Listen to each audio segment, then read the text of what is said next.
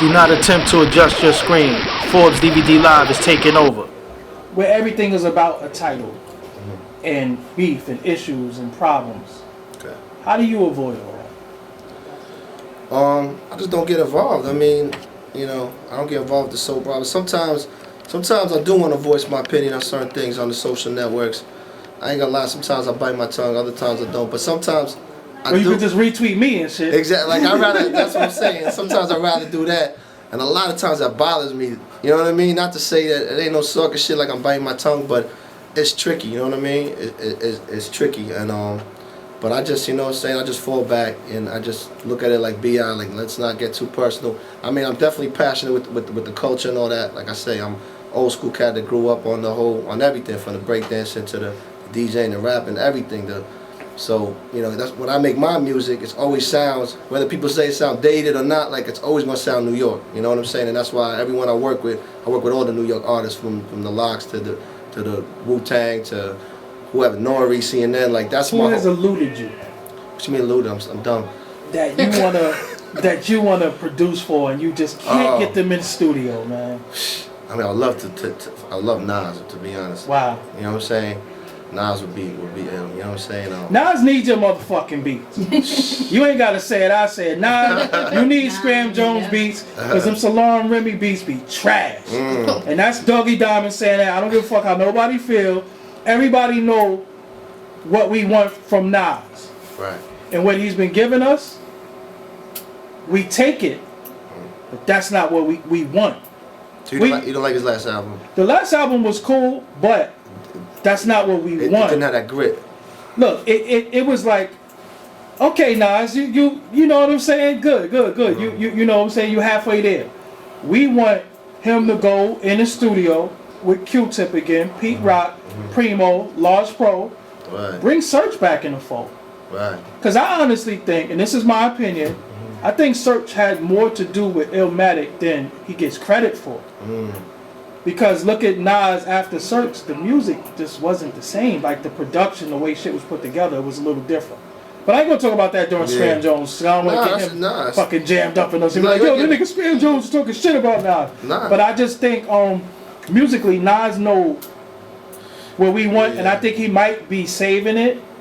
But you know what it is? It's the same thing when Jay talk about you want my old shit. Listen, I mean, you want to hear, like everyone. They're gonna say that they've evolved and don't knock their evolution. We did that, so why am I gonna, like Jay's like, why am I gonna do another Reasonable Doubt? I did that already.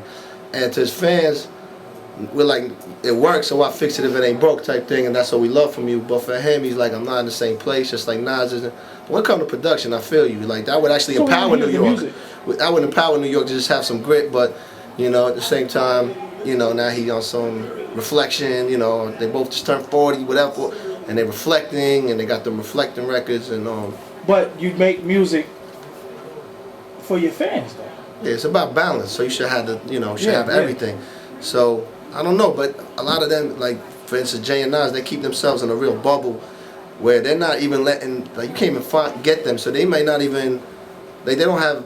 I don't know if they'll be online or what, or if these producers are getting their beats to them, but they have their go-to guys, and that's it. They don't want to hear nobody else. That just sit, you know. So. I remember when we was all saying, "Damn, Nas fell off production-wise," and then he came with Nas is like, and we was like, "See, this is what it was that simple." That's what I'm saying. It's a quick fix to have everybody saying, "You that nigga." But he should have been done the Primo joint. I mean, Primo's been pretty vocal about that.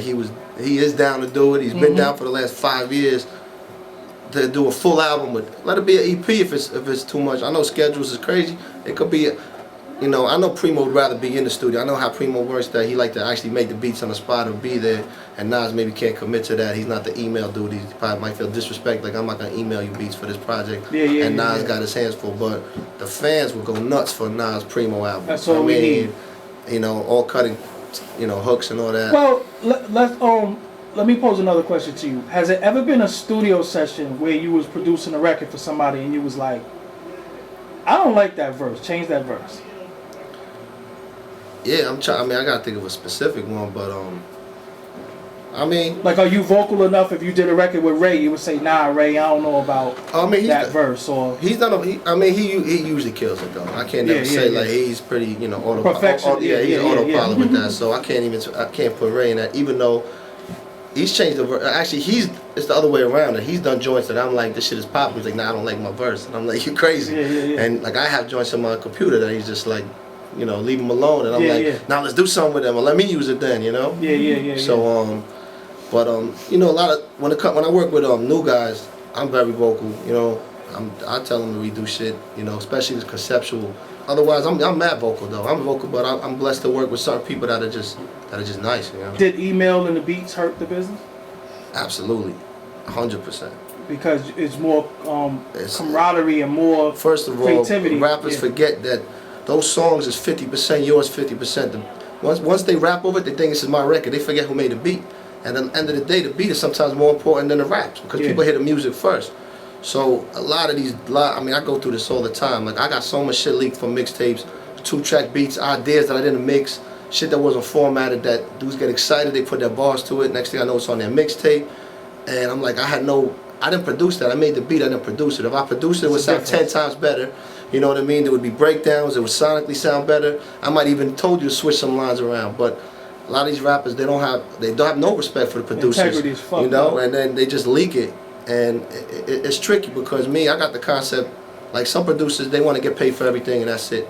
And me, of course, I do, but I also want my music out there by any means. So it's like, because you want to stay relevant. So someone might wait for a check for a year and you don't hear their name for a year and they're irrelevant. And like, people are like, what happened to that producer? Yeah. So sometimes I'll let shit fly. Like I'll take shorts, I'll take long money, but I just want my music out by any means. But sometimes I get taken advantage that way that people let shit fly. You know, even that. I mean, I'm gonna put a Troy blast, but that hot shit, I didn't even know he was gonna leak. That shit wasn't mixed. You know what I mean? But meanwhile, it's on Hot 97 every day. I'm like, yo, we ain't even I ain't even mixed that shit. But he did it at my studio. But then, you know, whatever the case. But I don't think rappers understand how important mixing is to the producer. Right. Because a lot of times you produce a record and you live with it and then you give it to them and you say, I should change those drums. I'm gonna keep the same pattern, but I don't like the sound. Yeah. No, you sometimes after the verse is down, then you want to follow their lead. Exactly. Like, so you say, oh, now that you put that down, let me do some post production off of the way. Drop right here. Yeah, drop here. When you sit down, I'm gonna do a sound effect there. I'm gonna do a bridge here. Yeah, an ill intro. Now that you started it with that line, I could think of an ill movie intro. You know, there's all the sprinkles afterwards, and you know, like I said, it's too late. Dudes are just throwing it out, and then they'll go on tour off of that, and you'll just be like, was it worth it? And sometimes it is, sometimes it isn't. Are you chasing any money out there? Do motherfuckers owe you bread for shit? Always. That's the nature of the game. Because I'm trying to get the young producers in the game that just got their little downloaded Fruity Loops and shit, and they think they're going to be Cardiac or somebody because they see him do it. Yeah. Let them know it's not what they think. It's not, especially now, because most of these artists, unless you're blessed to work with some of these A-list dudes that actually have a budget and a label and you have that structure that you go through, you know, business people. If you're dealing one-on-one with the artists and they're doing it independently, it's tricky. And it's like a gift and a curse because everyone want to work hands-on and like have a personal relationship with the artist. But then when you become friends with them, it's hard to kick in that business because it's a good cop, bad cop. So now it's like, you got to be both unless you bring in a third-party manager, and that sometimes fucks the shit up. Yeah. If you got a wave and you're like, you know, I don't want to ruffle the feathers and scare this talent off that we doing all these great records. So it's tricky in that. But at the same time, I would say for new producers, now that it's so competitive, I would definitely say like let some shit fly. I mean, make sure you tweak it right and all that, get your credit on it, but get your name out there so you could get a resume, so then you could justify a price. You know what I mean? But two more questions before we go. How did the scrutiny of sampling fuck the game up?